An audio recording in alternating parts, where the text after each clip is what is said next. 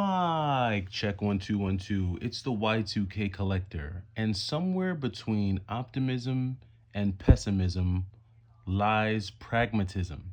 And the reason why I say that is because there's always this opposing sides. You see these opposing sides when it comes to YouTube on the outlook of retro gaming. And you have the eternal optimists who believe that physical video games are the best thing since sliced bread. The values are going to continue to go up. You can do no wrong by collecting as many physical video games as you can. And then there's those on the other side of the coin that are absolutely opposed to physical collecting. They feel like it's a waste of space, a waste of time, that you're better off emulating. You can do all the same things by just downloading some ROMs. They are annoyed at the prices. They feel like collectors are fake gamers, and on and on and on. I've always been pragmatic in my life, and I've always tried to find the middle ground between all things. And I think that's just a balanced way to go. I don't believe that you should go all in on either theory. I don't think you should bank and base all of your future choices off of where you think physical video games might go in terms of values and price. And at the same token, I think it'd be a little foolish to believe that in 10 years, absolutely no one will care about physical video games. So I like to look at the GameCube because the GameCube over the past few years has been one of the most hyped consoles, especially on YouTube, and that's then translated over to what you see out in the real world when you're going to buy video games, regardless of where you buy them. And I was reminded of this when I made a purchase not that long ago for a GameCube game. And while I was messaging the seller, one of the things that they said to me was that the GameCube is super popular right now and everybody wants it, and I'm getting a lot of interest on my GameCube games.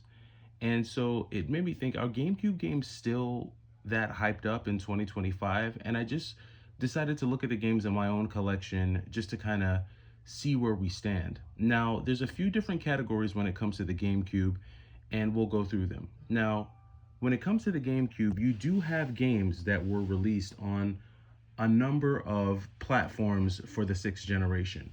So games like Ultimate Spider-Man, the Teenage Mutant Ninja Turtles series with Teenage Mutant Ninja Turtles 1, 2, and 3, and even games like Beautiful Joe 1 and 2. These types of games were games that were released on both the PlayStation 2 and the Xbox along with the GameCube. And I feel like prices for these types of games have been pretty stable over the years.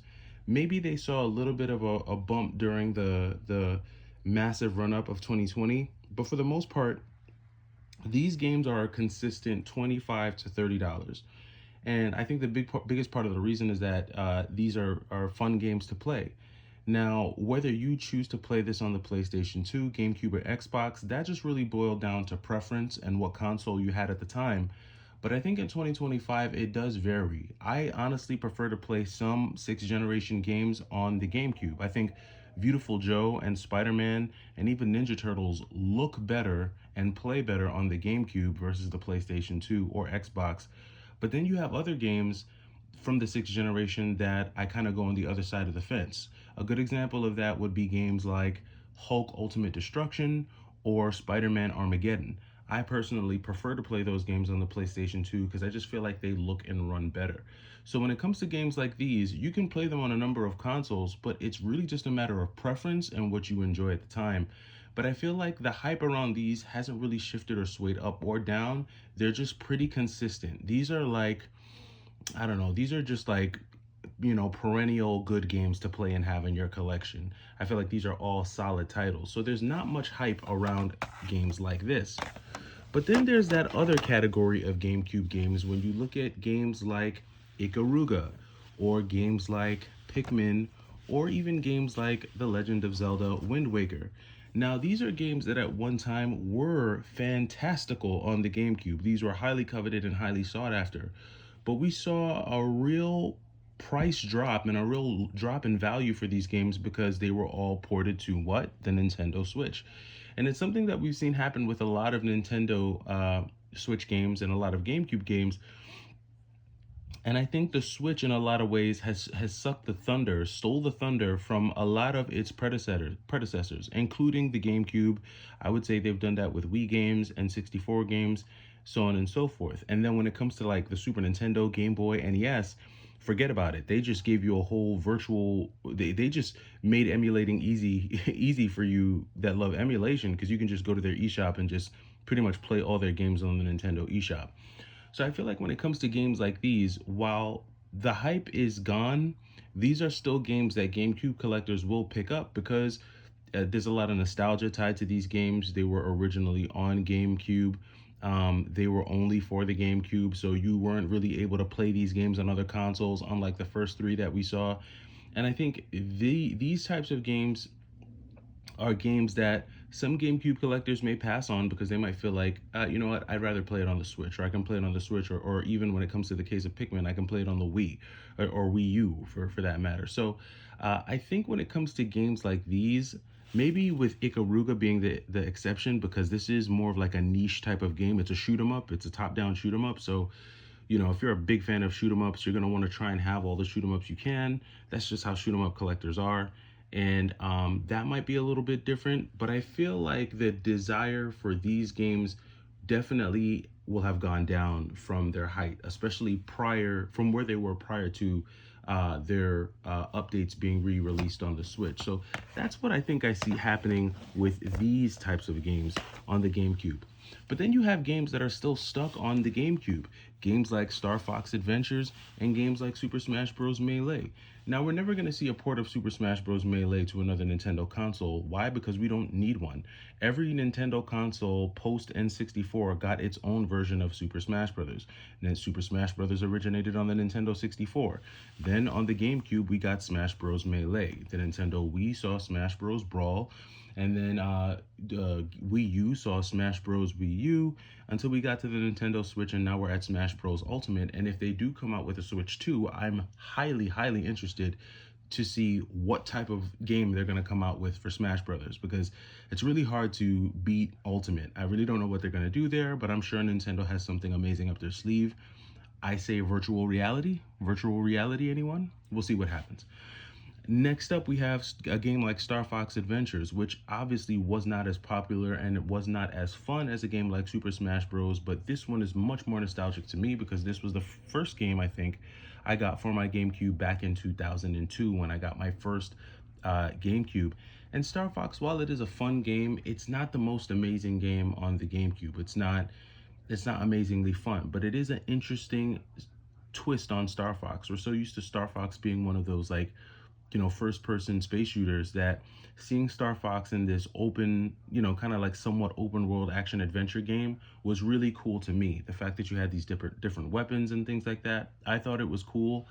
I couldn't stick with it enough to play it all the way through, to be quite honest with you. But these are games that GameCube collectors will want, because like I said, Smash Bros is locked to the GameCube. You're not going to be able to play this game unless you maybe download it or play a ROM.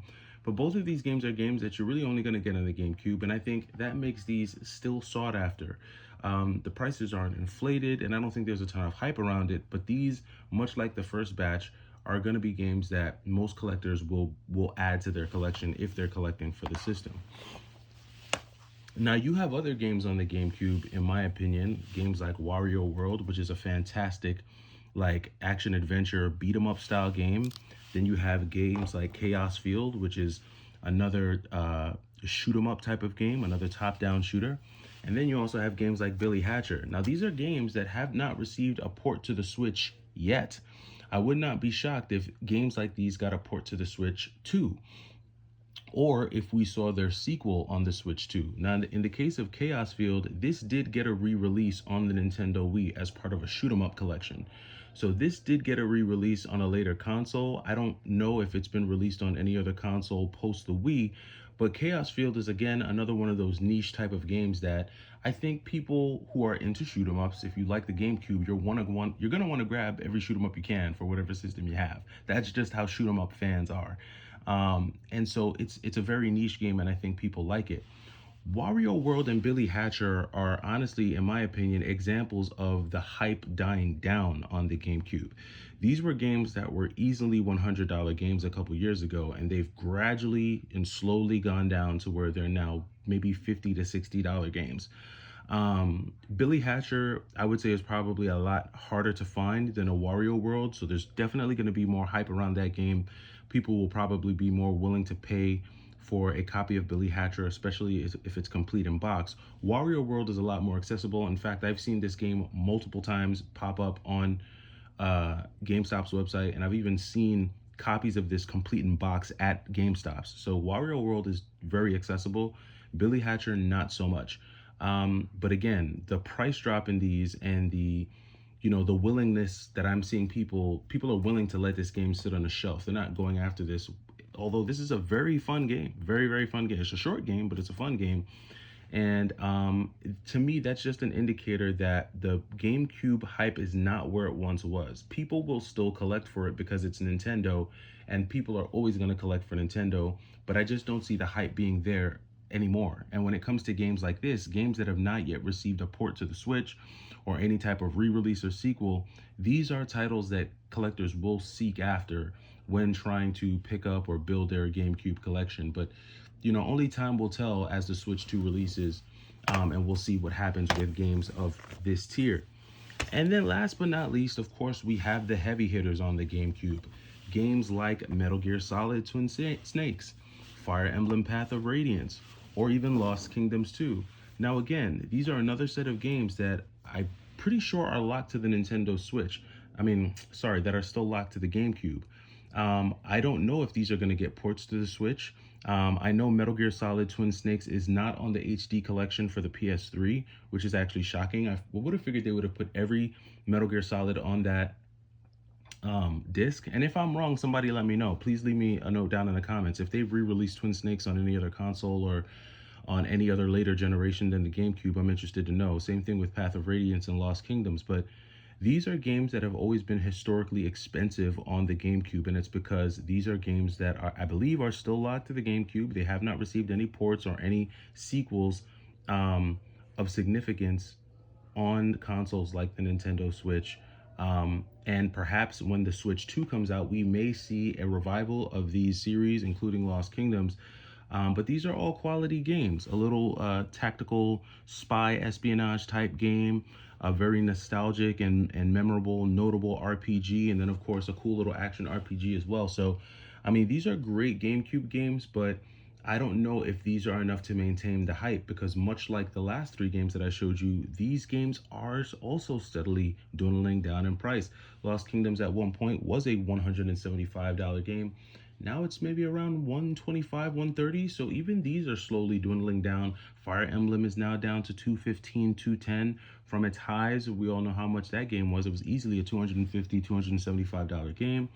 And then Twin Snakes is also taking a little bit of a dip. I think that this is all good news for anyone who's interested in collecting for the GameCube, because there were a lot of people who were shut out from being able to collect GameCube games. And to be quite honest with you, that was the biggest part of the reason why I did not collect for the GameCube until, I want to say, maybe early 2024. I didn't start collecting for the GameCube like hardcore, and even then, I don't have a hardcore collection. I probably have like maybe 20 GameCube games, but I never wanted to jump on the GameCube train because it just seemed like it was inflated for no reason. And the GameCube did have good games, and I grew up with the GameCube. GameCube came out when I was in high school, and I knew the games were good. I knew it was a good console. I just feel like a lot of people were romanticizing and sensationalizing the system, and it very much felt like one of those consoles that in a few years, not that no one would care about, but the hype would die down. And it seems like that's the point we're getting to with this console now. But let me know down in the comments what you think and what you're seeing in your neighborhood. Do you think that the GameCube has lost all of its hype, some of its hype? And do you think now is a good time to maybe jump in on games that were wildly expensive? Or do you think we have a little bit more time to wait before prices come back down to normal? I'm interested to know your thoughts, and I'll catch you in the next video. It's the Y2K Collector. Take it easy.